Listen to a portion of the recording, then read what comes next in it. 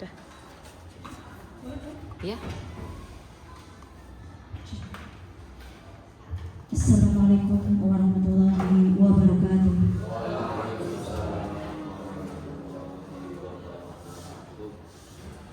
Bismillah, alhamdulillah, la hawla wa la quwwata illa billah, amma ba'da.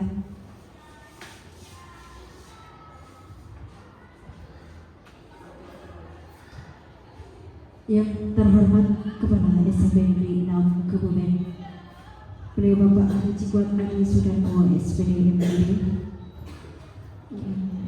yang pada kesempatan hari ini belum bisa hadir. Yang kami hormati Wakil Kepala Sekolah SMP Negeri 6 Kebumen, yang kami hormati segenap Bapak Ibu pendidik dan tenaga kependidikan SMP Negeri 6 Kebumen.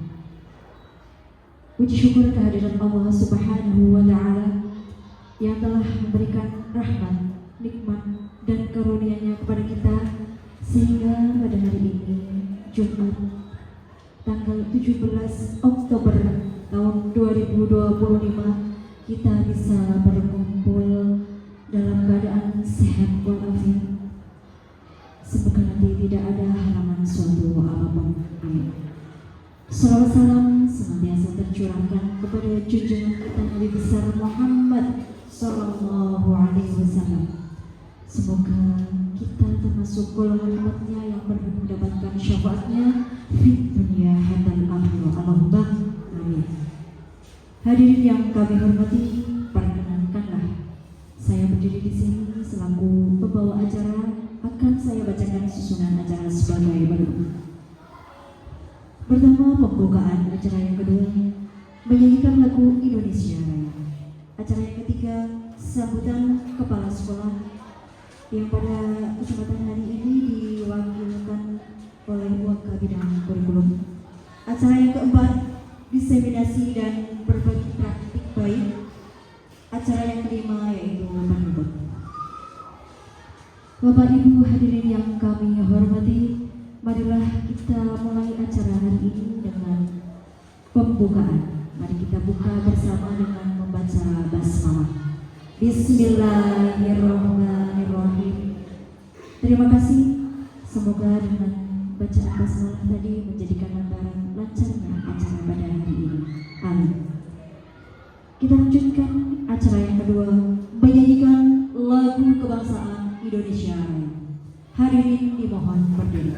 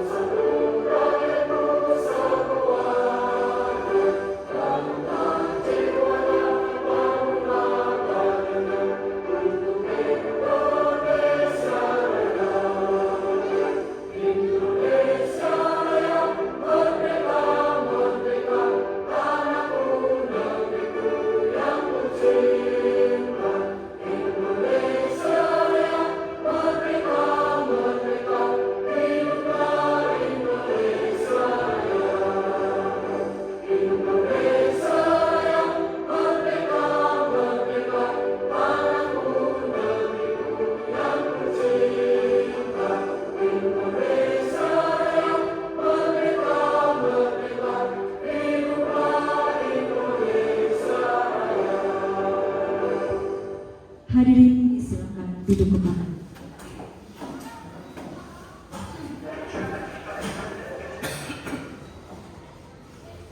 Bapak Ibu hadirin yang berbahagia, marilah kita lanjutkan acara yang ketiga, sambutan Kepala SMP Negeri 6 Kebumen. Kepada beliau, Bapak Hari Widianto, Eskom, disilakan.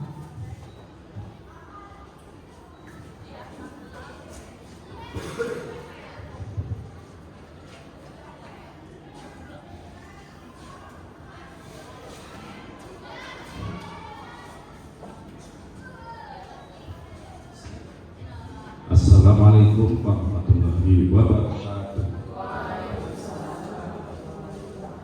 Yang terhormat Kepala SMP Kebumen, yang kami hormati Wakabidang Sarpras SMP Kebumen, yang kami hormati Bapak dan Ibu pendidik dan tenaga pendidikan SMP Kebumen, dan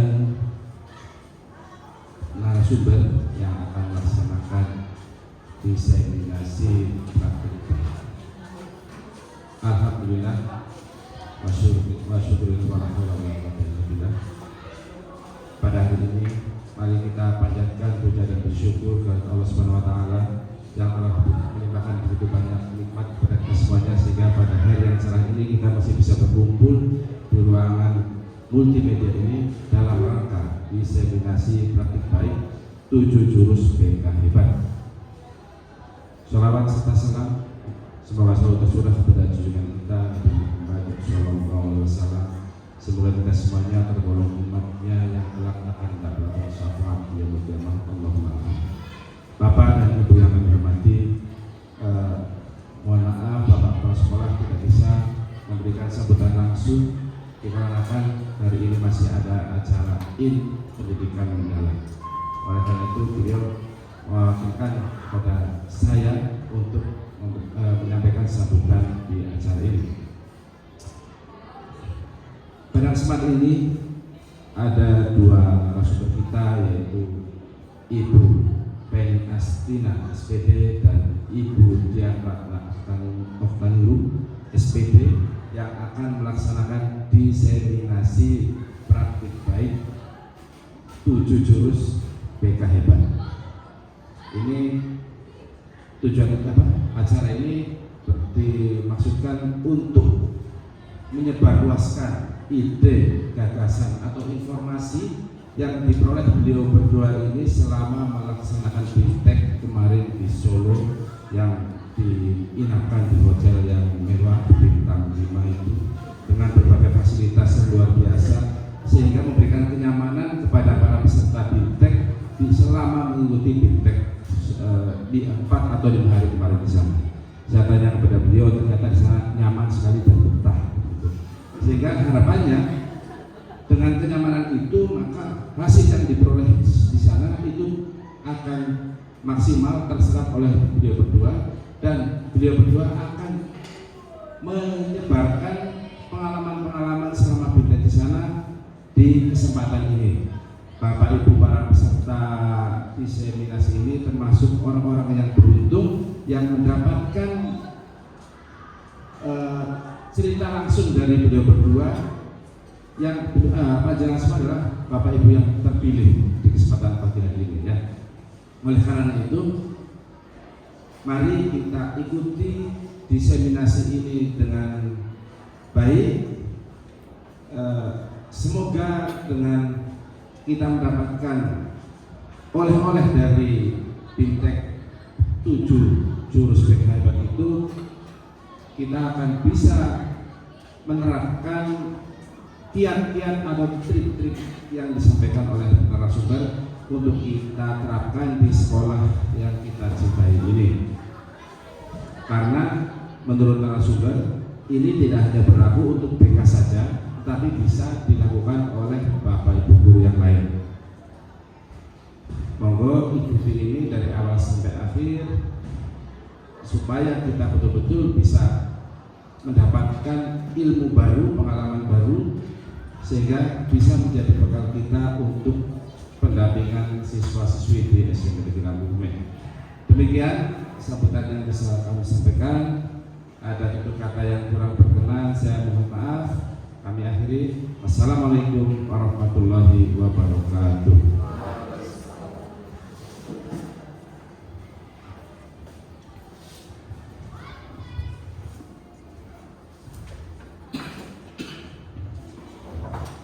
Terima kasih atas sambutan. Hadirin yang kami hormati, batuk dulu ya. Bunga mawar, bunga melati. Warnanya indah, sangat berseri. Tibalah kita di acara inti. Mari kita sambut narasumber yang penuh edukasi. Ya, silakan kepada beliau Ibu calon Fasda PNI Astina Tri Setiani SPD dan calon Fasda Dian Ratna Oktan SPD, disilakan.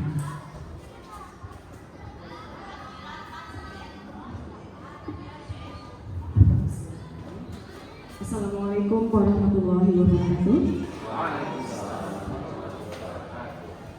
Yang terhormat Bapak Wakil Kepala SMP Negeri Kebumen, yang terhormat Bapak Ibu Guru dan karyawan SMP Negeri Kebumen, serta yang terhormat partner fasilitator daerah saya calon yang Ibu Penny Setia PNI Astina.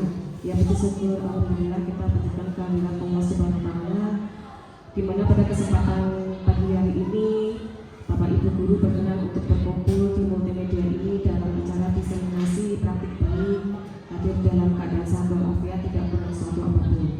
Salawat dan salam semoga senantiasa tercurahkan kepada junjungan kita Nabi Agung Muhammad Sallallahu Alaihi Wasallam yang kita nantikan syafaatnya di yaumul akhir. Bapak dan Ibu Guru, perkenankan kami di sini berdiri bukan untuk menggurui atau mengajari Bapak Ibu Guru, tapi di sini kami akan melakukan diseminasi atau berbagi apa yang sudah kami dapatkan dulu waktu kami BIMTEK di Solo selama 3 hari. Dan BIMTEK itu ya selama 3 hari nanti kami berusaha untuk merangkumkan materinya dari yang 3 hari nanti hanya menjadi beberapa menit ya. Semoga saja nanti dari rangkuman-rangkuman tersebut bisa dipahami oleh Bapak Ibu Guru, dan sekali lagi di sini kami tidak untuk menggurui tapi kami berbagi. Nanti kami juga ada berbagi praktik baik apa yang sudah kami praktekkan di kelas kami yang berhubungan dengan 7 jurus BK Hebat. Jadi Bapak dan Ibu, pada saat itu kami di Solo ya, kami diajari oleh Fasnas, fasilitator nasional, karena beliau-beliau yang diajarkan langsung oleh BPGTK atau BPGP yang diajarkan oleh Balai Besar Guru Penggerak di Kabupaten Jawa Tengah. Pada saat itu kami mendapatkan fasilitator nasional berasal dari Kudus dan juga berasal dari Sukoharjo. Kami satu kelas kemarin berisi 30 orang, semuanya guru bimbingan konseling yang berasal dari SMP di Kabupaten Kebumen. Dan di hotel yang kami inapi dulu, betul dikatakan Pak Harwidi, sangat nyaman sekali. Ya, kami juga sangat betah sekali. Ya, kami ada 3 kelompok, tapi kami masuk ke kelas AA yang semuanya isinya berasal dari guru-guru BK di Kabupaten Kebumen. Jadi di sini namanya masih Cafasda ya Bapak Ibu, karena kami belum mendapatkan sertifikat kelulusan. Jadi ini termasuk syarat untuk lulus diseminasi calon fasilitator daerah, di mana nanti kabarnya kami ditunjuk untuk menjadi fasilitator daerah kepada guru-guru SMP, SMK, bahkan SD yang ada di Kabupaten Kebumen, berkolaborasi dengan guru BK SMP, guru BK SMA maupun SMK. Kami masih menunggu jadwalnya, tapi ini merupakan salah satu syarat kami untuk mendapatkan sertifikat. Jadi masih Cafasda, calon fasilitator daerah. Ya, mungkin Bu Yuna sudah sering mendengar dan Pak Baikuni bila mana kami bersada Fasda gitu. Sebenarnya maksudnya ini fasilitator daerah. Jadi sekarang menjadi fasilitator sekolah dulu. Mohon izin untuk duduk ya Bapak Ibu, karena saya harus menjalankan atau mengoperatorkan PowerPoint-nya. Diseminasi praktik baik 7 jurus BK Hebat. Sebenarnya kenapa sih kita harus mempelajari 7 jurus BK Hebat itu? Karena dari Balai Besar memiliki visi bagi bagaimana menciptakan lingkungan sekolah yang aman, nyaman, dan menggembirakan untuk siswa utamanya dan untuk para Bapak Ibu guru yang berada di dalam sekolah. Misinya seperti apa? Tentunya menguatkan peran semua guru. Semua guru berarti ya termasuk guru BK, termasuk guru mapel, dan juga guru kelas di SD nanti karena kalau di SD tidak ada bimbingan dan konseling, tetapi di SD itu sekarang juga bukan hanya di SD, SMP maupun SMA, sekarang juga ada program yang namanya guru wali, di mana guru wali kan seperti Bapak Ibu guru menjadi orang tua di sekolah untuk anak-anak tersebut dari jenjang kelas awal sampai jenjang kelas akhir. Itulah kenapa walaupun ini 7 jurus ya, BK hebat, tetapi bisa dipelajari oleh guru selain non BK. Oh ya, tadi kalau di Kota kemarin kita menganggapnya kami itu berada di sebuah padepokan Bapak dan Ibu guru. Fasilitas nasional itu kami sebut sebagai suhu.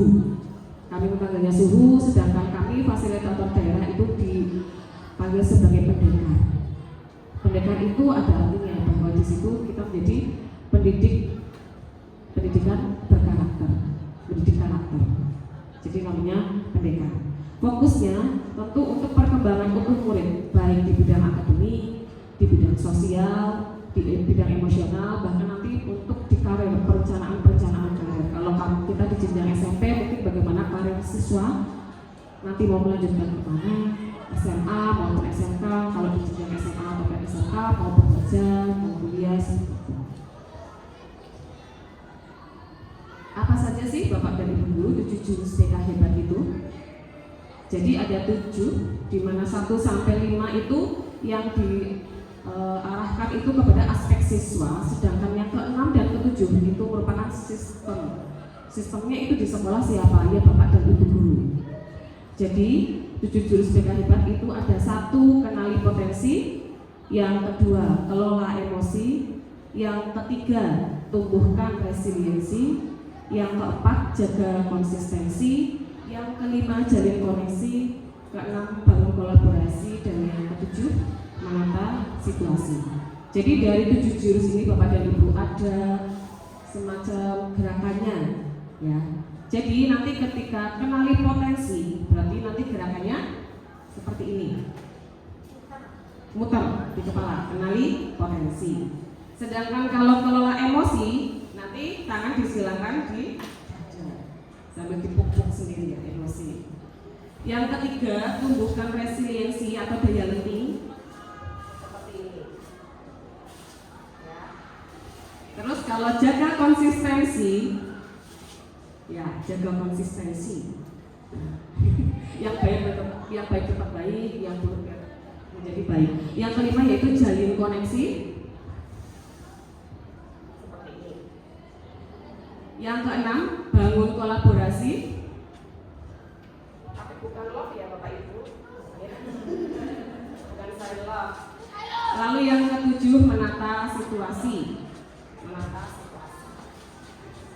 Jadi kami memiliki jingle atau lagu yang nanti kita praktekkan baik-baik ya Bapak bareng-bareng. Jadi menggunakan, kalau yang selain 7 jurus boleh menggunakan gerakan terserah, tapi kita ikut gerakan yang ada di YouTube ini saja. Sedangkan kalau nanti 7 jurus, kita menggunakan gerakan yang sudah ada. Kayak kenali potensi tadi bagaimana Bapak Ibu? Kenali potensi, kelola emosi, tumbuhkan resiliensi, jaga konsistensi,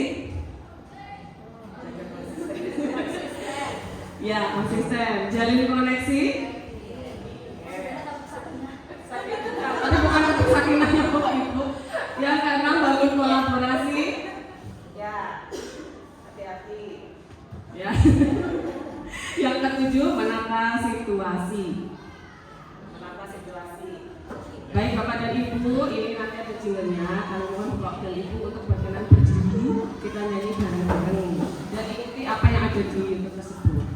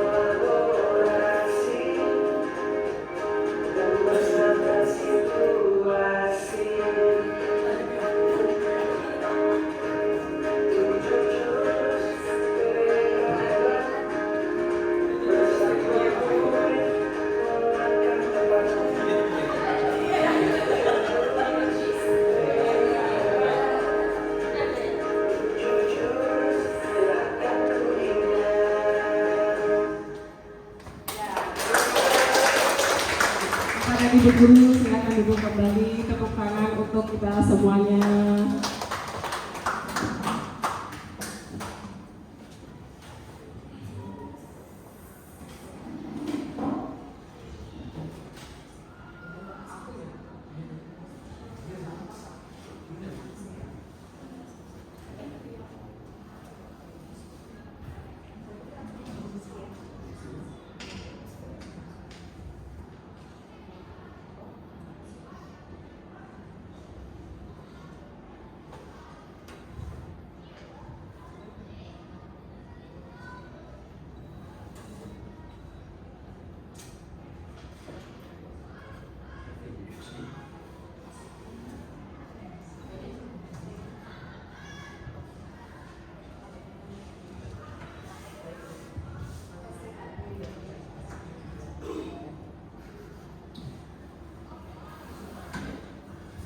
Assalamualaikum warahmatullahi wabarakatuh.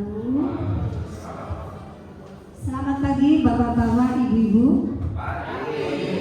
Sehat semuanya, nggih? Alhamdulillah. Iya, perkenalkan saya di sini menemani Bu calon Fasda sama-sama Fasda ya. Mudah-mudahan semuanya lancar. Di sini saya akan menjelaskan tentang jurus pertama, yaitu tentang kenali potensi. Nah, di mana di sini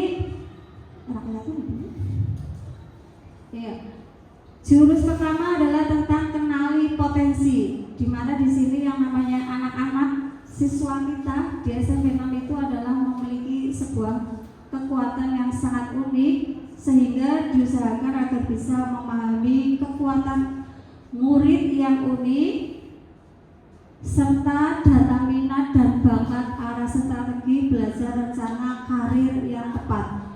Di mana di sini terutama yang saya praktekkan nanti di praktek baik itu adalah di kelas 7. Kelas 7 itu berawal dari sekolah dasar, dari SD. Setelah saya tanya, dia belum tahu potensinya itu di mana. Ketika dia memilih ekskul pun dia masih ibaratnya kayak ngambang, karena belum memahami sebetulnya bakat saya apa sih, minat saya apa. Nah, itu. Setelah itu makanya dari itu kita kemarin berusaha untuk memberikan materi tentang potensi, di mana potensi itu memang ada yang sudah bisa mengetahui, ada yang masih belum bisa.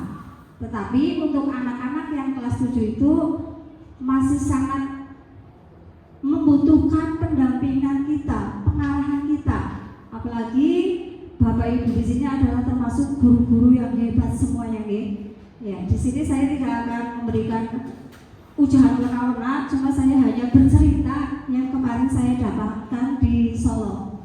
Jadi kelas 7 itu memang benar-benar membutuhkan bantuan kita, Bapak Ibu guru, supaya apa? Supaya nantinya anak-anak di kelas 7 itu, terutama kelas 7 karena yang kelas 8, 9 dulu sudah pernah mendapatkan gaya belajar Ibu. Yang kelas 7 ini karena masih baru, belum tahu mengetahui terutama dengan gaya belajarnya. Jadi nanti di sini kita mengenalkan kepada anak-anak kita supaya mengetahui potensi dia sebetulnya di mana, agar datanya, minatnya, bakatnya dia bisa mengetahui, oh saya punya ini, kelebihan ini, saya berarti nanti bisa seperti ini gitu. Jadi nanti silahkan Bapak Ibu, nanti akan saya informasikan bahwa yang kemarin saya praktekkan di praktek baik nanti itu saya sudah mempraktekkan dengan memberikan sebuah asesmen melalui Aku Pintar ya. Melalui Aku Pintar sudah saya bagikan dan hasilnya mereka insya Allah beberapa kelas yang sudah saya praktekkan sudah mengetahui. Itu untuk yang jurus pertama. Jadi jurus pertama itu adalah mengenalkan potensi kepada siswa-siswi kita. Yang berikutnya adalah yang kedua, kelola emosi yang akan disampaikan oleh Bu Dian. Baik, itu tadi jurus yang pertama, kenali potensi ya Bapak Ibu. Jadi bisa menggunakan asesmen boleh tertulis maupun menggunakan aplikasi ya.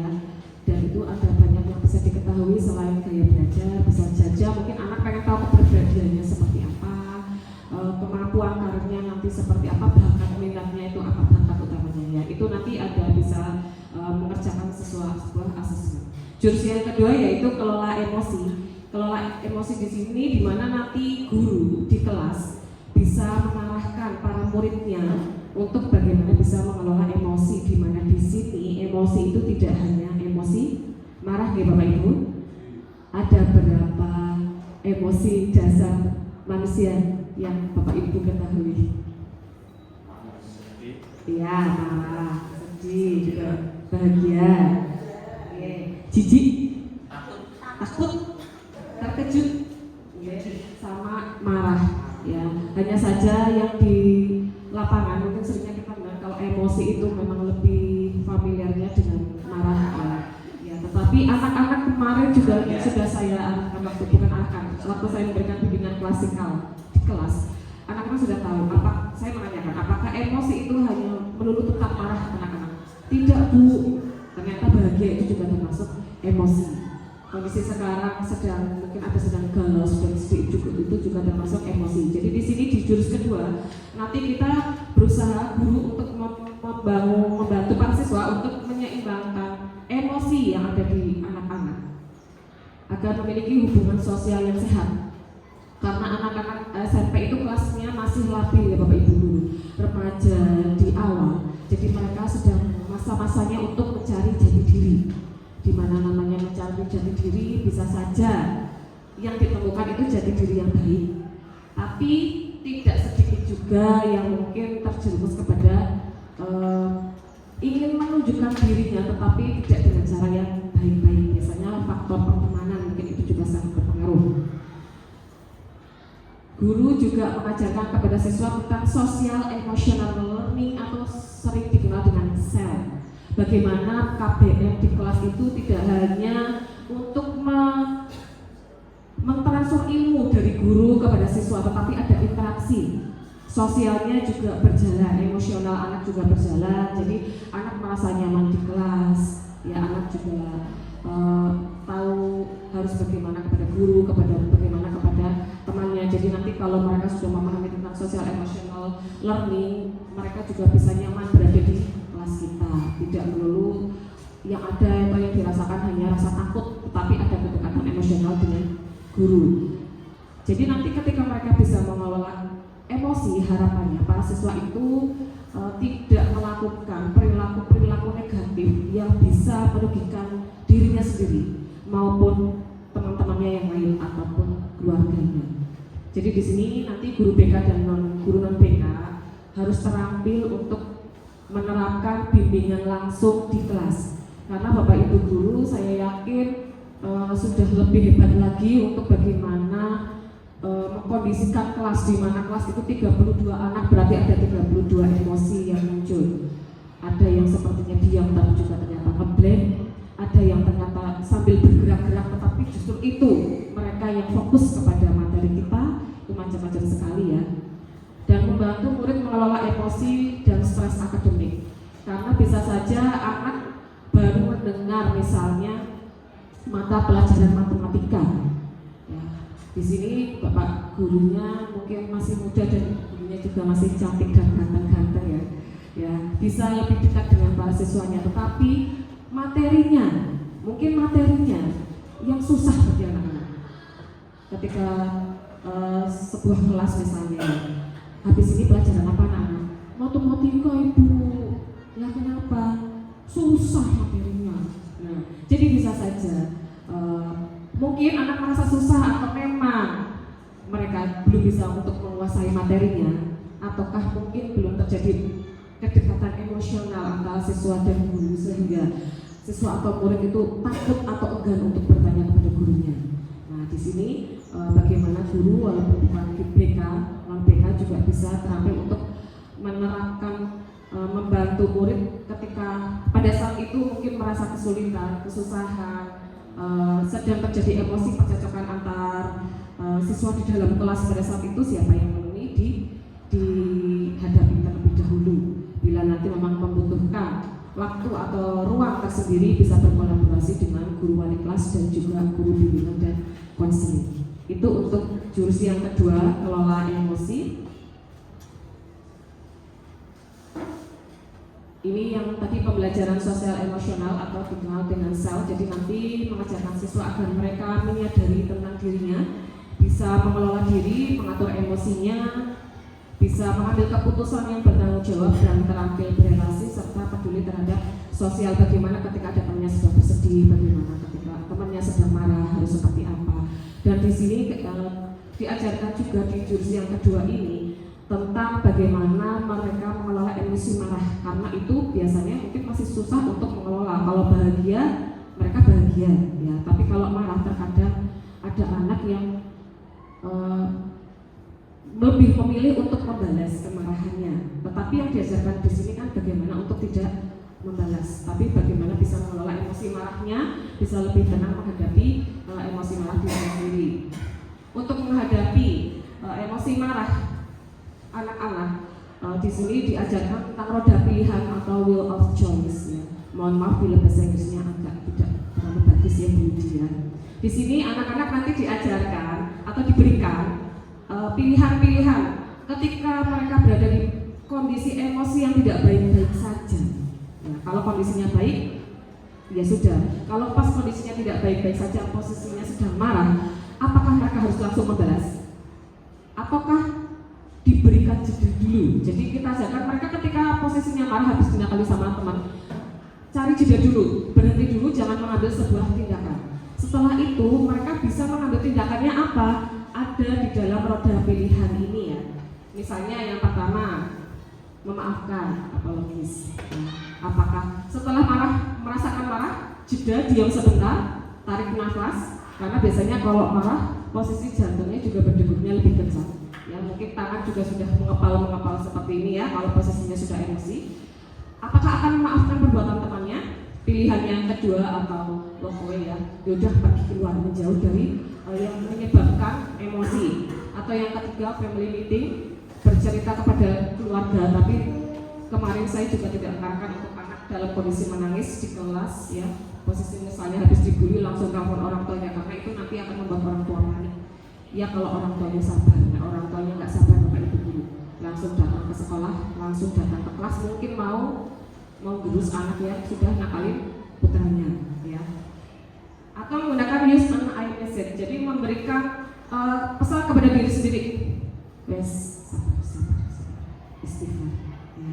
Atau pilihan yang kelima, katakan kepada mereka untuk berhenti, diam, berhenti, aku sudah dalam emosi marah, jangan dilanjutkan lagi. Atau menghitung dari 1 sampai dengan 10. Setelah mengambil jeda dia, hitung dalam hati saja, tidak usah 1, 2, karena keadaan emosi pasti kita juga tidak bisa seperti itu. Setidaknya sambil menarik nafas, hitung 1, 2, 3, 4, sampai 10. Nah, setelah hitungan ke-10, apakah nanti emosinya semakin mereda atau semakin menjadi-jadi karena melihat mungkin wajah orang yang telah membuat emosi ya, semakin emosi nggak bisa hitung lagi 1 sampai 10, nggak bisa, berarti harus mencari roda pilihan yang lain, karena menghitung sampai 10 tidak tepat.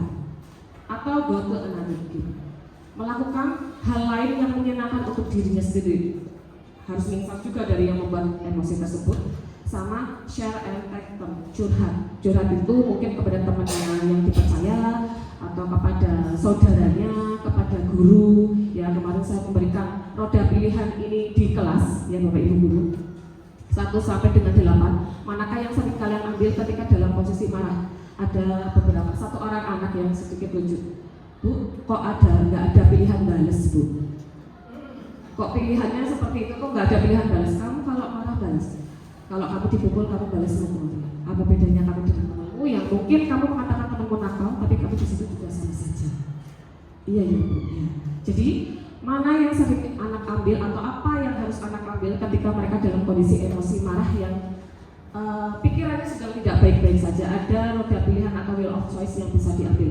Mungkin juga nanti kita sendiri, saya sendiri juga Bapak Ibu guru bisa mempraktekkan sendiri. Apabila Beberapa anak mungkin ketika sedang emosi banyak yang memilih untuk diam. Tapi jangan sampai diam itu menumpuk, lalu akhirnya meledak. Ya, itu dari jurus yang kedua atau kelola emosi. Yang ketiga yaitu tumbuhkan resiliensi atau daya lenting. Daya lenting itu ibarat kata seperti bola, Bapak Ibu guru, bola yang kita apa sih ini? Ke tanah, pantulkan. Pantulkan ke tanah kan tidak terus di tanah, pasti dia akan kembali. Bagaimana kita mengajarkan kepada murid kita untuk resiliensi itu daya lenting ya, untuk bisa bangkit dari sebuah kegagalan, rasa sedih, rasa trauma, rasa stres akademik maupun non akademik, di mana mereka bukan hanya tidak menyerah terhadap suatu keadaan mereka, tetapi mereka terus berproses untuk menjadi diri mereka yang lebih baik lagi dari sebelumnya. Karena ternyata anak-anak itu juga ketika saya tanyakan apakah kalian memiliki masalah, punya. Kenapa? Uang saku saya ini cuma 5.000. Ternyata itu menjadi masalah bagi anak-anak. Punya, karena di sini ada yang suka bully saya. Punya masalah. Jadi mereka punya masalah baik di akademik, susah tentang pelajaran. Jadi bagaimana mereka bisa tumbuh atau bangkit dari rasa keterpurukannya atau kegagalan itu biar bisa menjadi pribadi yang lebih baik lagi. Jadi di sini diajarkan juga anak-anak untuk membangun yang growth mindset, pemikiran yang terbuka, bukan hanya fix mindset gitu ya. Jadi kayak misalnya tidak bisa matematika, mohon maaf ya, tapi bahasa Inggris saya salah ya. Jadi ketika mereka tidak bisa matematika, tidak hanya terus oh ya wis aku bodoh. Nah, kita jangan mengajarkan anak di situ. Ini aku bisa 60 ya. 60 bagaimana kita bisa mensupport mereka, membimbing anak-anak biar bisa memiliki pemikiran yang lebih terbuka lagi. Oh mungkin aku harus belajar lebih keras lagi. Saya harus bertanya kepada teman. Saya harus menanyakan kepada guru. Saya nggak berani kepada teman yang sekiranya mampu. Jadi anak-anak generasi sekarang kan terkenal dengan gen strawberry ya Bapak Ibu. Di mana strawberry itu terkenalnya kan cantik luarnya, tetapi kan cepat busuk. Jadi seperti daya jualnya itu tidak terlalu banyak. Berbeda mungkin dengan Bapak Ibu guru ya zaman dulu yang mungkin ke sekolah jaraknya jauh aja naik sepeda atau berjalan. Sedangkan anak sekarang tidak masuk sekolah, kenapa tidak ada yang mengantar? Padahal sekarang aplikasi online banyak ya Bapak Ibu guru. Ikut temannya juga bisa. Ya itu contoh kecil saja seperti itu. Ya, jadi harapannya di sini kita bisa menumbuhkan anak bisa menjadi generasi yang tangguh untuk menghadapi permasalahan dan pantang menyerah ketika ada masalah. Jadi nanti tidak ada kasus-kasus bunuh diri gara-gara tidak diberikan iPod, bunuh diri, tidak diberikan motor, tidak mau sekolah, supaya tidak ada kejadian-kejadian seperti itu. Jadi menumbuhkan resiliensi. Jurus yang keempat yaitu jaga konsistensi akan dipaparkan oleh lagi Bapak Ibu. Yang keempat adalah jurus BK hebat, jaga konsistensi. Bapak Ibu pernah melihat murid kita yang sering datangnya terlambat? Hampir setiap hari. Atau mungkin Bapak Ibu pernah mengamati putri-putri kita yang bermake upnya terlalu cantik? Banyak. Ini berarti di sini dia belum mempunyai kesadaran. Oke? Dia belum mempunyai kesadaran sehingga dia masih melakukan hal-hal seperti itu. Contohnya misalnya terlambat, dia belum sadar, oh kalau saya terlambat berarti nanti sampai sekolahan saya akan ngos-ngosan. Begitu juga dengan kita ya, kalau kita terlambat sampai sini ngos-ngosan, absennya nggak bisa. Begitu juga dengan siswa kita ketika sampai di sini jam 7 itu pasti lari ke kelasnya itu berlari-lari. Nah itu karena mereka itu belum memiliki kesadaran, tapi karena dia masih ada kecenderungan mungkin karena tadi malam anak itu selalu bermain HP sampai larut malam. Ya, jaga konsistensi di sini adalah untuk membangun kebiasaan positif yang berulang. Kebiasaan positif yang berulang. Jadi ketika ada anak yang misalnya datangnya selalu terlambat, pertama kita tanya, kedua ditanya lagi, ketiga kita duduk bersama, ya. Nah, kenapa kok sampai terlambat lagi? Alasannya mungkin tadi malam saya bermain HP. Nah, terus kita bimbing, oh jangan main HP terus, kita kurangi. Kalau main HP di stop langsung, jangan main HP, berhenti, HP-nya disimpan kasihkan ibu. Kira-kira berhasil buatan game? Tidak berhasil, tapi untuk jangka pendek. Kira-kira di hati anak itu sakit hati enggak? Sakit hati, ya. Begitu juga nyuruh sewu, mohon maaf apabila ada bapak ibu guru yang misalnya mau maaf masuk kelas berbicara kata-katanya yang kurang mengenakan di hati anak-anak, itu pasti akan teringat, memori itu tidak akan hilang selama 10 tahun ke depan. Itu akan teringat terus. Oh, itu dulu guru itu zaman saya sekolah ngomong aku kayak gini. Nah, itu akan teringat.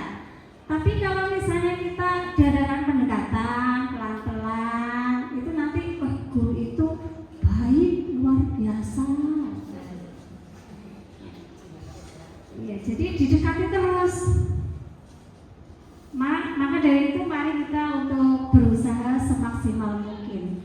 Jadi membangun kebiasaan yang positif yang berulang. Yang kedua adalah untuk kebiasaan anak hebat, disiplin dan bisa memanajemen waktu atau mencetak karakter yang kuat. Jadi di sini maksudnya supaya anak itu yang tadinya datangnya sering terlambat, kita bimbing supaya anak itu jangan sering terlambat. Yang anak itu misalnya selalu bermake up, mari kita berusaha, karena itu adalah tugas kita di sekolahan. Yang selanjutnya pembiasaan berbasis kesadaran. Pembiasaan berbasis kesadaran di sini disiplin biasa itu yang untuk jangka pendek, misalnya karena faktor ini biasanya dipengaruhi karena faktor eksternal seperti paksaan sehingga membentuk kepatuhan. Contoh misalnya, sebetulnya anak itu di jam-jam sholat mau mengikuti sholat, misalnya ya, mudah-mudahan di sini tidak terjadi. Mau mengikuti sholat, tapi ketika itu ada misalnya diobrak-obrak tapi dengan bahasa yang keras. Hah? Wah, itu nanti akhirnya anak itu kira-kira kepribon? Ya mau sholat, cuma hari itu saja, besok diulangi lagi. Itu karena kebiasaan untuk jangka pendek, dia manut saat itu, tapi untuk jangka panjangnya besok diulangi lagi. Jadi memang di sini butuh yang sangat sekali kita pendekatannya harus luar biasa supaya anak itu sadar, gue ngapa sih aku sholat. Nah, jadi dia tahu dulu, sadarnya apa aku sholat mau apa. Nah, aku mengerjakan PR mau apa, saya berangkat tasik untuk apa. Jadi nantinya anak ini mempunyai kesadaran yang akan berimbas untuk jangka panjang. Nah, disiplin positif ini adalah nanti untuk jangka panjangnya. Karena di sini adanya sebuah kesadaran internal. Oh, saya sekolah butuh. Oh, saya beribadah sangat sekali membutuhkan. Karena tanpa kita meminta, kita tidak akan kasih, apalagi sama Allah. Sama orang tua saja kalau kita minta nggak dikasih.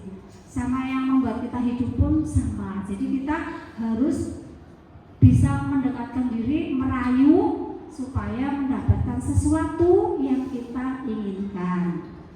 Nah, di sini ketika anak itu sudah sadar, dia itu nanti akan menumbuhkan rasa tanggung jawab. Jadi, oh saya tidak akan datang sekolah terlambat. Saya akan mengerjakan tugas tepat waktu, tidak mengerjakan PR di sekolah. Karena ternyata siswa-siswa kita itu masih luar biasa, ya? Ya, masih luar biasa mengerjakan PR. Saya, kamu lagi mengerjakan apa, Mbak? PR, Bu. PR apa? PP. Saat itu lagi mengerjakan PP. Nah, sekarang buku kamu ditutup dulu karena di sini yang ada bukan guru PP, tetapi di sini di depanmu adalah guru BK. Berarti kita sekarang belajar tentang materi yang Bu Penny sampaikan. Akhirnya PP-nya kenapa kok belum dikerjakan? Tidak bisa, Bu. Nah, padahal setelah saya cek, oh ini ada kok, DMS ada, di buku paket ada. Dia ternyata tidak mau membaca. Yaitu jurus yang keempat tentang jaga konsistensi. Jurus yang kelima, jalin koneksi yang akan disampaikan oleh Ibu Dian. Silakan. Baik, jurus yang kelima yaitu jalin koneksi. Ya, saya percepat lagi. Di mana di sini jurus ini mengajarkan guru bagaimana untuk membangun sebuah komunikasi yang empatik, bukan hanya sekedar komunikasi yang bertanya dan dijawab, tetapi ada rasa empatiknya juga. Bagaimana di sini guru diajarkan untuk mampu membuka pertanyaan. Jangan diam saja juga ketika melihat seorang anak sudah dalam kondisi yang sepertinya kok tidak wajar. Mampu bertanya, kemampuan merefleksi setelah anak cerita. Anak suka kalau cerita itu kan random ya Bapak Ibu guru, dari A loncat ke B loncat ke D gitu ya.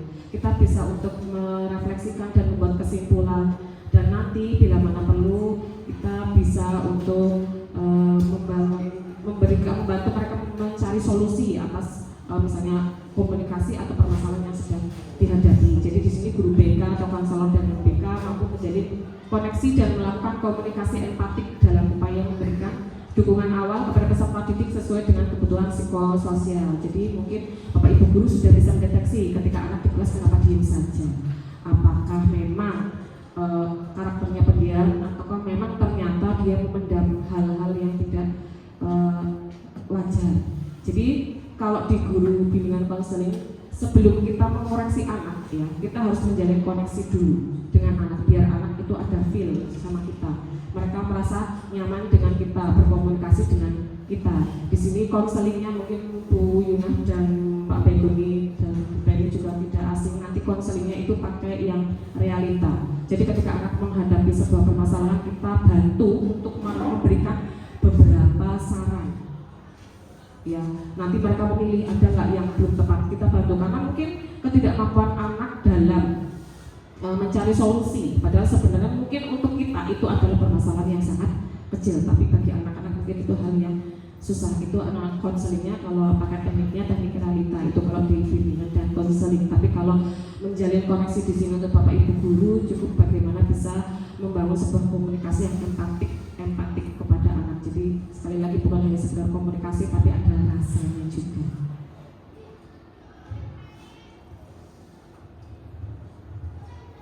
Jurus yang keenam, bangun kolaborasi. Ya, Bapak Ibu pernah mendapatkan misalnya Bapak Ibu di sini anak ini dia tidak bisa pelajaran matematika, umpamanya ya. Misalnya Bapak Ibu adalah guru kelas. Nah, di sini anak putra putrinya Bapak Ibu tidak bisa mengerjakan pelajaran matematika. Biasanya yang dilakukan apa ya? Dimarahin, terus keluar kata-kata yang membuat anak itu down? Tidak. Ya. Berarti diadakan pendekatan ya,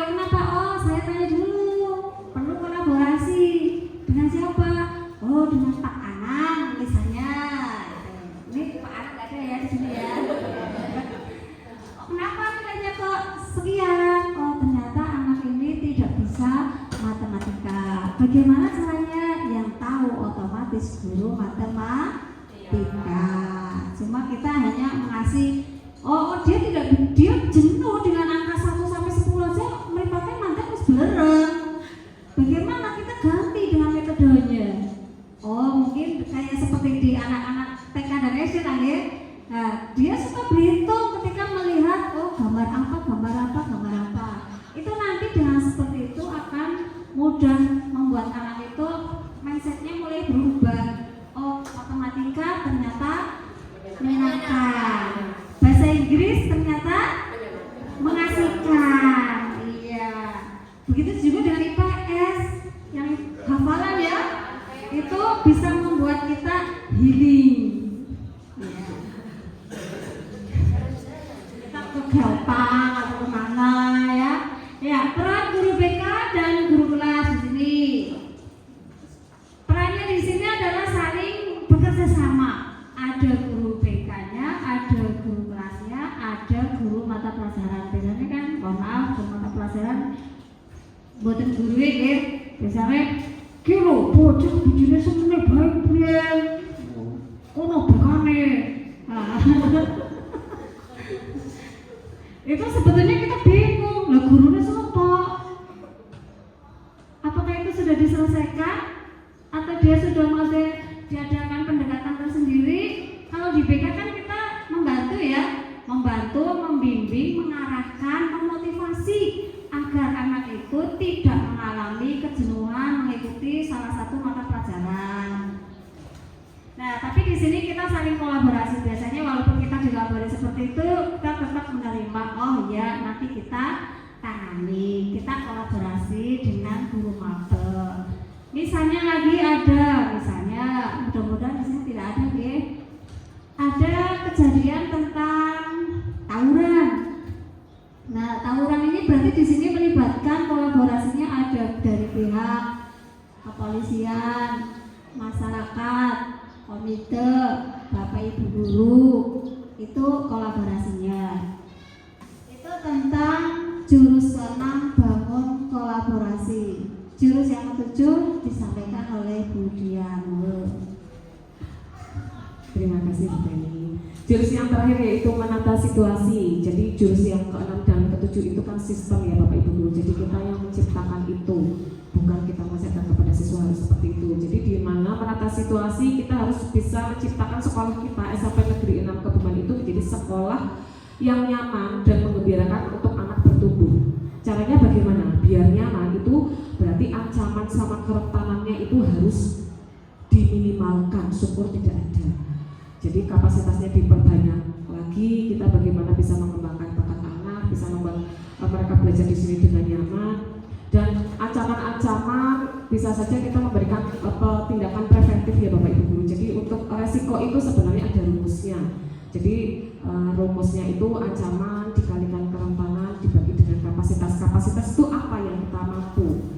Jadi supaya hasilnya nanti resikonya tidak terlalu tinggi, berarti kita harus meminimalisir ancaman dan kerentanan. Ya, misalnya kayak tawuran segala macam, kita sudah memberikan bimbingan di sekolah biar anak nggak masuk ke dalam narkoba, naik kendaraan walaupun belum memiliki SIM. Kita mungkin memberikan sosialisasi ataupun memberikan arahan untuk tidak melakukan hal tersebut. Setelah itu juga kita penataan ruang fisik ya, kita juga tahun ini kita memiliki ABK atau anak yang istimewa dengan kondisi fisik yang mungkin agak repot untuk berjalan ya. Dari sekolah sudah memfasilitasi dengan memberikan pegangan-pegangan, memberikan kuda-kudaan baru. Itu juga termasuk usaha kita untuk membuat sekolah ini menjadi nyaman untuk anak-anak. Jadi menata situasi di situ harapannya bisa membuat sekolah yang aman, nyaman dan menggembirakan. Manfaatnya belajar jurus BK hebat bagi guru non BK itu apa Bapak Ibu guru? Tadi untuk mengembangkan potensi murid, untuk mendeteksi masalah lebih awal, membangun lingkungan belajar yang positif, membentuk pribadi tangguh, mendukung kesejahteraan emosional, meningkatkan kolaborasi dan memperkuat peran guru bila mana nanti dari kita semua melaksanakan 7 jurus BK hebat tersebut. Metode yang dipergunakan Bapak Ibu untuk menyampaikan 7 jurus itu kepada siswa, kita menggunakan metode ARKA. ARKA itu A, aktivitas, refleksi, K konseptualisasi, dan A aplikasi. Jadi berat katanya RPN lebih mudah, tidak seperti pembelajaran mendalam ya yang disampaikan oleh Bu Nawang kemarin ya. Aktivitas anak, kita memberikan aktivitas ya yang berhubungan dengan apa materi yang akan kita sampaikan. Setelah itu refleksi, ditanyakan bagaimana perasaannya, apa yang dirasakan, apa yang terjadi. Setelah itu kalau konseptualisasi itu bagaimana kita memberikan konsep atau materi yang tadi yang berhubungan dengan aktivitas tersebut. Setelah itu aplikasi, bagaimana kita mengajak anak untuk mengaplikasikan apa yang sudah kita sampaikan, atau biasanya kalau Bapak Ibu guru mungkin memberikan LKPD penugasan. Okay. Masuk kepada implementasi, kita berbagi praktik baik ya Bapak Ibu guru, apa yang sudah saya dan Bu Penny lakukan di kelas. Kami diwajibkan untuk nantinya sebenarnya 5 jurus itu, tetapi yang untuk penugasan ini itu 2 jurus ya, setiap guru 2 jurus, dan kalau satu sekolah ada 2 guru tidak boleh sama. Saya mengimplementasikan jurus yang ketiga, yaitu tumbuhkan resiliensi. Dulu saya memberikan ini di kelas 7B di mana sama seperti kali ini Bapak Ibu guru, harus di syuting juga prosesnya. Sampai karena waktunya 45 menit, saya dulu sampai meminta waktu tambahan kepada Bu Sandri yang pada saat itu jamnya setelah saya, karena jam BK itu hanya 40 menit ya, 45 sebenarnya standar untuk SMA ataupun SMK, tapi karena harus 45 saya meminta jam tambahan kepada Bu Sandri. Tujuannya apa Bapak Ibu dulu saya memberikan jurus yang ketiga itu kepada anak-anak?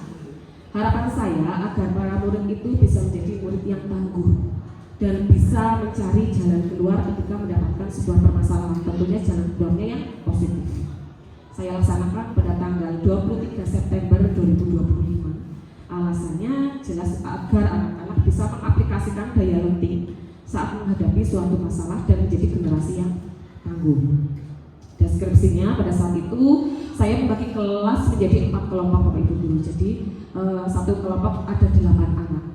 Ya, di situ saya meminta anak memberikan kepada setiap kelompok itu 1 pak kartu remi dan selotip, di mana anak-anak sudah sempat happy ketika saya mengeluarkan kartu remi. Bu, kita mau main kartu remi ya Bu? Ya. Di sini ada penugasannya, yaitu silakan setiap kelompok membangun sebuah menara setinggi-tingginya dan sekokoh-kokohnya dari kartu itu, dan saya memberikan bantuannya selotip. Selotip ini buat apa? Saya tidak menjawab, biar anak nanti berdelapan itu mencari mereka harus bagaimana sih biar kokoh, karena kalau hanya kartu-kartu disusun itu pastinya tidak kokoh.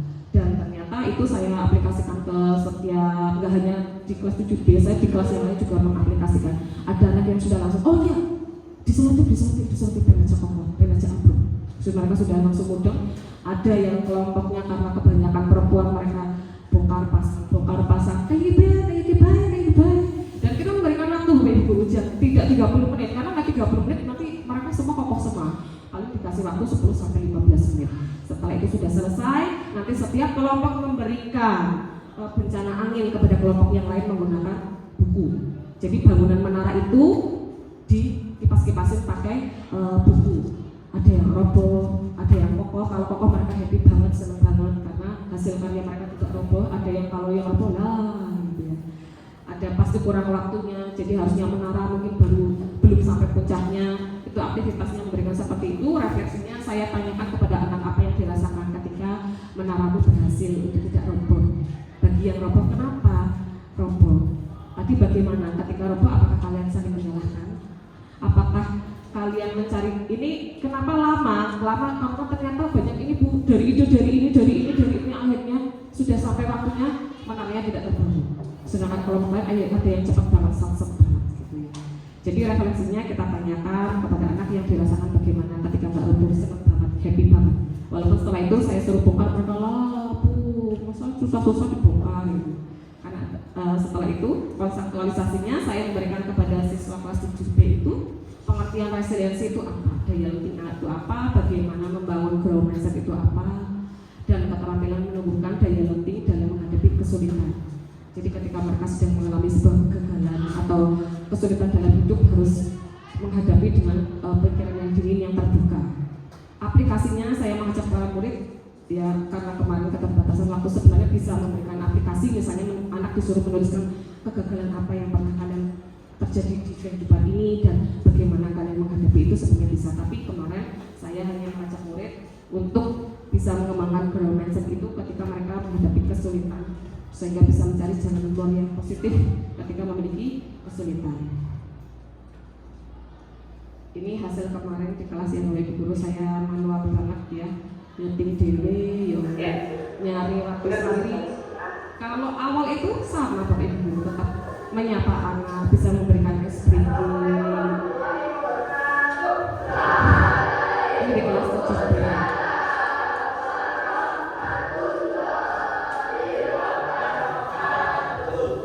ya.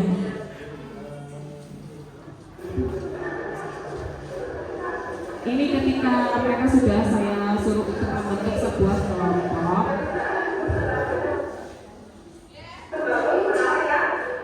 Ini ketika saya memberikan instruksi.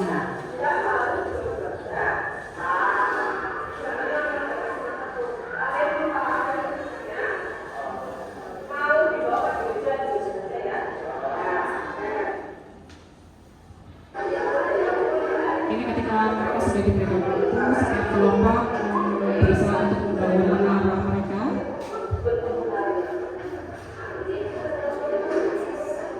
Ini kemarin yang agak lama membangun itu kelompok yang paling kiri karena mayoritas perempuan semua. Kalau yang paling ujung sana yang banyak anak laki itu cepat. Kalau yang ini kenapa lama idenya? Banyak ide sehingga mereka berpapasan. Yang ini lumayan lama juga. Ini walaupun yang di sini perempuan, tetapi kelompok ini juga sama. Saya percepat ya Bapak Ibu Guru, karena kemarin mereka minta tambahan waktu, belum selesai.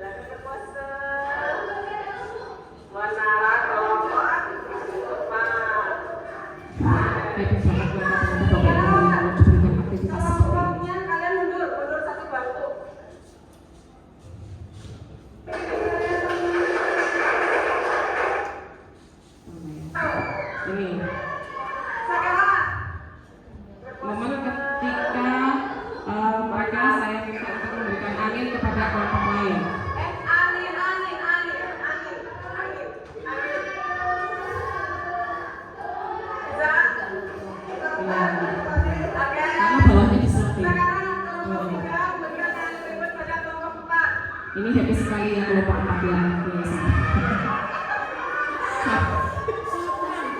Satrio.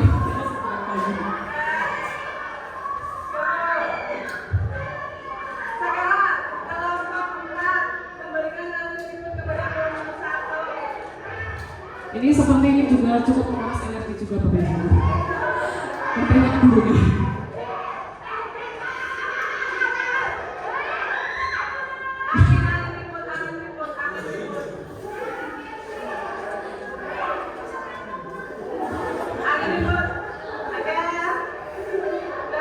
Jadi semuanya kokoh semua yang di kelas 7B ini, yaitu aktivitasnya seperti itu. Mungkin nanti bisa digunakan dengan aktivitas yang lain juga yang ada hubungannya dengan tumbuhan resiliensi. Yang kedua yaitu jurus kelola emosi saya lakukan di kelas 7A. Itu di kelasnya tulis ya. Anaknya ekspresif sekali ya. Tujuannya jelas untuk membuat murid mampu mengambil langkah ketika menghadapi masalah dengan pedoman roda pilihan seperti yang tadi awal saya jelaskan. Dilaksanakan pada hari Rabu 1 Oktober. Pada saat itu juga menggunakan korpri. Alasannya jelas ingin membantu murid bagaimana agar mereka tahu bagaimana mengelola mereka emosi, sehingga apalagi yang marah bisa menerapkan roda pilihan ketika berada dalam posisi emosi yang marah. Aktivitasnya di sini para murid saya minta untuk menggambar emotikon 6 dasar emosi manusia di buku. Jadi bentuknya seperti ada kotak-kotakan 6 ya. Jadi ada bahagia, ada sedih, ada jijik, ada marah, ada takut sama terkejut. Mereka saya buat untuk membuat emoticon yang biasa ada di WhatsApp ya. Setelah itu mereka juga saya suruh praktekkan dan saya untuk refleksi saya tanyakan ketika momen apa kalian merasa bahagia, apa mereka merasa sedih, momen apa mereka merasa takut, dan emosi dasar manusia yang lain. Ketika marah itu ketika apa, ketika dibully sama teman. Refleksinya langsung saya berikan dengan aktivitas. Dan konseptualisasinya saya mengajarkan kepada mereka tentang 6 emosi dasar dan bagaimana mengendalikan diri dengan memahami otak kita bahwasanya setiap manusia itu seperti memiliki dinosaurus atau marah itu kita anggap sebagai dinosaurus. Bagaimana dinosaurus yang tidur itu jangan sampai terbangun. Jadi tadi dengan roda pilihan aplikasinya bisa mengajak murid untuk menerapkan roda pilihan ketika dalam kondisi emosi yang sedang tidak baik-baik saja. Ini roda pilihan tadi. Ini penerapannya kemarin di kelas 7A. Justru malah anak-anaknya yang grogi nih Bapak Ibu guru. Jadi sudah saya mau teks 1, 2, 3, mereka sebentar ibu minum dulu segala macam dulu. Kenapa malah kalian yang grogi?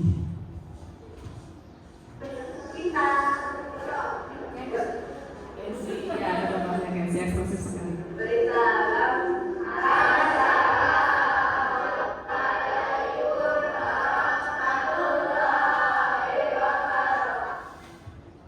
Ya, sebelum masuk ke dalam materi saya memberikan kepada mereka ice breaking tepuk cinta ya Bapak Ibu guru. Mungkin kita bisa praktek sebentar biar jenuh dan tidak kaku ya. Ketika nanti saya mengatakan tepuk cinta, prok prok prok, love kecil, prok prok prok, love sedang, prok prok prok, love besar, prok prok prok, love you.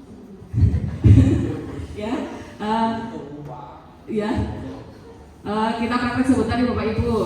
Ketika saya bilang tepuk cinta, love kecil, love sedang, love besar, love you. Ya, kemarin anak-anak awal-awal masih malu.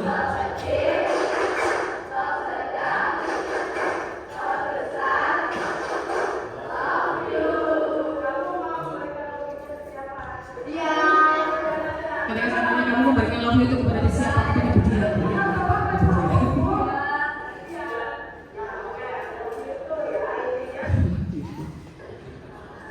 Ya, jadi ini memang ketika mereka saya minta untuk menggambarkan emoticon sambil langsung refleksi dan mereka selalu mana ya kemarin hasilnya saya setting juga.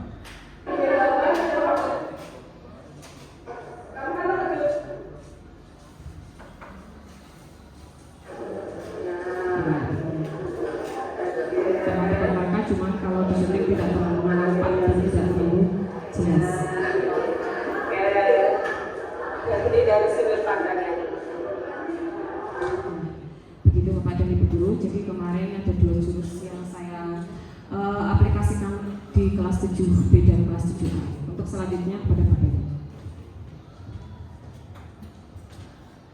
Ya, saya lanjut ya Bapak Ibu. Implementasi yang saya praktekkan kemarin di kelas 7 adalah tentang jurus ke-1 kenali potensi. Di mana di sini kemarin saya mempraktekkan di kelas 7E. Di sini tujuannya adalah untuk membantu siswa untuk mengenali gaya belajarnya. Kenapa saya di sini yang saya kasih praktekkan di sini kelas 7 karena memang tujuan saya kelas 7 itu memang yang paling sangat sekali membutuhkan, di mana dia baru beralih dari sekolah SD beralih ke SMP, di mana di waktu di kelas di SD belum pernah dilaksanakan. Pelaksanaannya di hari Rabu tanggal 24 September 2025. Alasannya supaya murid bisa meningkatkan minat belajar, memahami gaya belajarnya, serta mengetahui gaya belajar yang dimiliki siswa sehingga bisa mengembangkan kreativitasnya. Di sini saya menggunakan tepung potensi diri, cuma yang di video beda.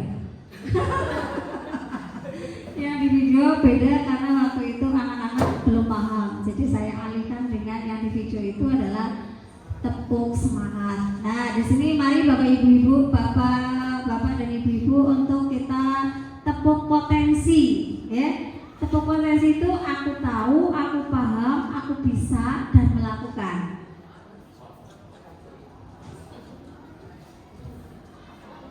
Ya, lagunya seperti ini, nggih, Bapak Ibu, cuman nggak usah pakai gerakan. Sebetulnya ada gerakannya yang menari di atas kepala, nggih. Cuma kayaknya agak sulit, nggih. Jadi kita pakai tepuk biasa saja. Aku tahu, aku paham, aku bisa dan melakukan. Aku tahu, aku paham, aku bisa dan melakukan. Prok. Gitu. Simpel aja. Yuk Bapak Ibu dimulai. 1, 2, 3. Aku paham, aku bisa dan melakukan. Aku tahu, aku paham, aku bisa dan melakukan. Nah, tujuannya ini sebetulnya tepuk ini ada filosofinya. Tidak, kalau ketika memberikan SBK sebetulnya itu yang ada kaitannya dengan materinya sebetulnya. Karena saya memberikan materi tentang kenali potensi. Ini seharusnya memakai tepuk potensi diri, tapi waktu itu anak-anak ganti aja Bu yang tepuk semangat. Nah, ini saya ganti. Tapi di sini aku tahu, aku paham, aku bisa dan aku mau melakukan. Kenapa di sini? Supaya tahu, paham, bisa dan mau melakukannya. Nah, deskripsi kegiatannya di sini para murid menyanyikan tepuk potensi. Para murid mengikuti asesmen gaya belajar melalui aplikasi Aku Pintar. Di sini saya sudah memberikan linknya kepada siswa dan siswa itu sudah mengerjakan. Setelah siswa melaksanakan asesmen, murid untuk menulis di buku tulisnya hasil dari asesmen yang telah dikerjakan. Lalu anak mendiskusikan masing-masing berkelompok sesuai dengan gaya belajar yang dimiliki. Setelah anak mengerjakan link asesmennya, itu akan muncul hasilnya itu apa? Auditor berapa persen, kinestetik berapa persen, serta visualnya berapa persen. Lah dari yang persenan tertinggi itu misalnya visual, kita kumpulkan dengan yang visual. Yang konseptualisasinya adalah mengenal gaya belajar. Ada visual, ada auditori, ada kinestetik. Di sini supaya anak mengetahui, karena ketika saya tanya, kamu tahu nggak gaya belajar visual itu yang seperti apa, auditori seperti apa, kinestetik seperti apa? Tidak, Bu. Nah, makanya di sini kita untuk mengadakan diskusi, mari kita diskusikan dan kita bahas bersama-sama. Nah, di sini aplikasinya mengajak murid untuk menerapkan gaya belajar yang dimiliki sesuai dengan hasil dari asesmen, baik yang visual, auditori maupun kinestetik agar bisa mengembangkan bakatnya. Di sini kemarin kita videonya saya praktekkan di kelas 7E.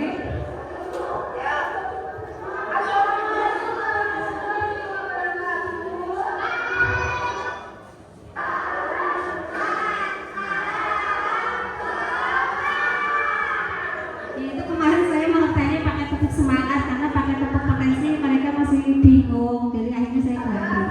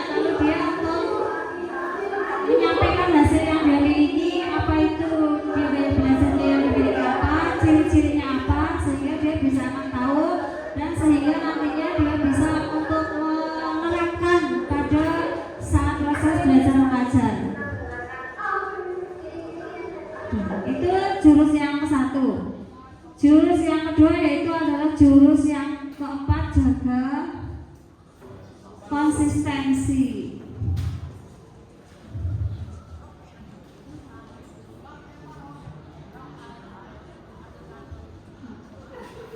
Ya.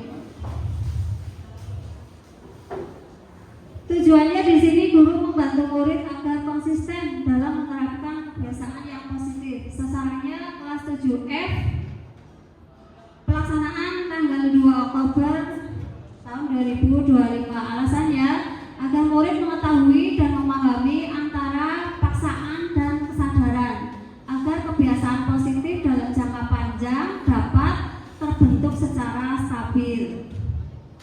Deskripsinya di sini kita bermain mini game.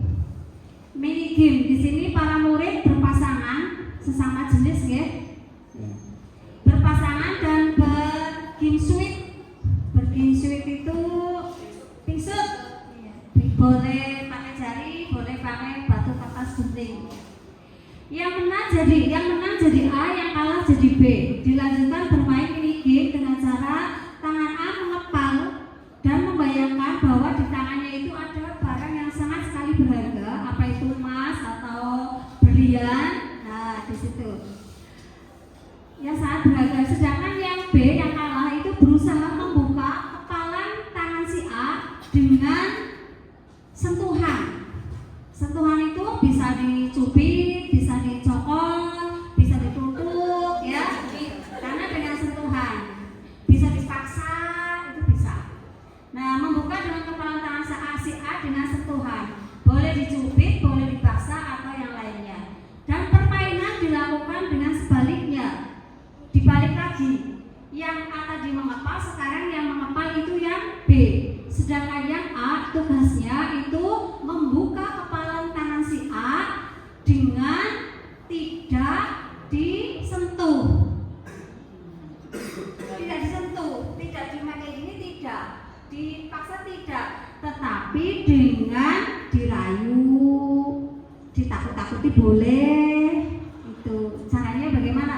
Sementara kemarin saya praktekkan, ada yang bisa membuka, ada yang tidak. Refleksinya setelah bermain game, berdiskusi apa yang dirasakan oleh siswa, apakah mudah ketika dipaksa dan yang tanpa dipaksa, dan apakah berimbas untuk jangka panjangnya. Nah, tadi kan ada antara yang ada yang dipaksa, ada yang dengan sentuhan, ada yang tidak dengan sentuhan. Itu kira-kira ada imbasnya. Nah, di sini anak-anak merasakan, betul-betul merasakan, oh iya ternyata kalau dipaksa itu menyakitkan gitu. Tetapi kalau dengan kesadaran, mereka itu memang membutuhkan. Oh, saya sadar, saya butuh. Yang ketiga, konseptualisasinya memahami kebiasaan positif secara berulang yang berakar pada kesadaran, bukan paksaan. Memahami kebiasaan pada kesadaran akan dapat dipertahankan dalam jangka panjang. Menjelaskan tentang kebiasaan dengan paksaan tidak bisa dipertahankan untuk jangka panjang. Aplikasinya mengajak murid untuk menulis pembiasaan berbasis kesadaran, menumbuhkan kebiasaan positif, dan cara menghilangkan kebiasaan yang negatif.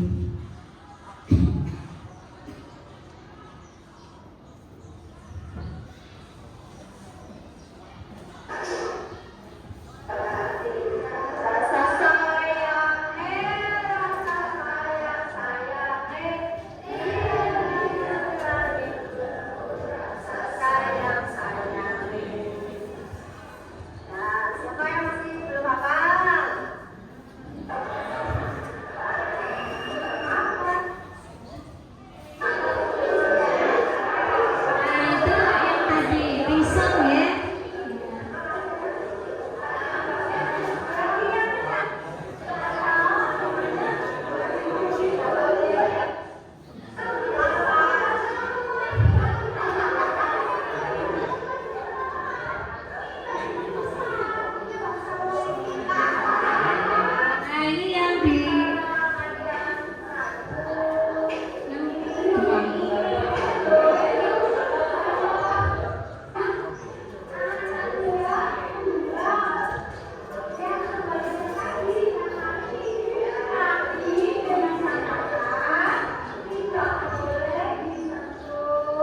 tadi yang pertama adalah yang dipaksa. Ini yang mau kedua, ini yang mau kita praktekkan dengan cara yang tanpa sentuhan.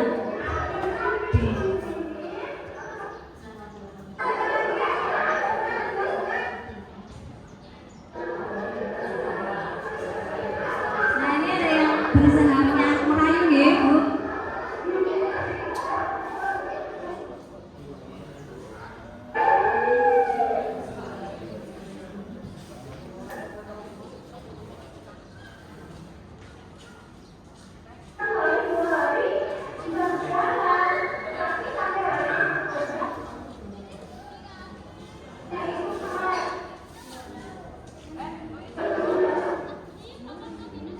Sini. Nah ini kita kemarin mempraktekkan untuk pembiasaan berbasis kesadaran. Saged dipirsani Bapak Ibu? Tidak ya? Apa saged?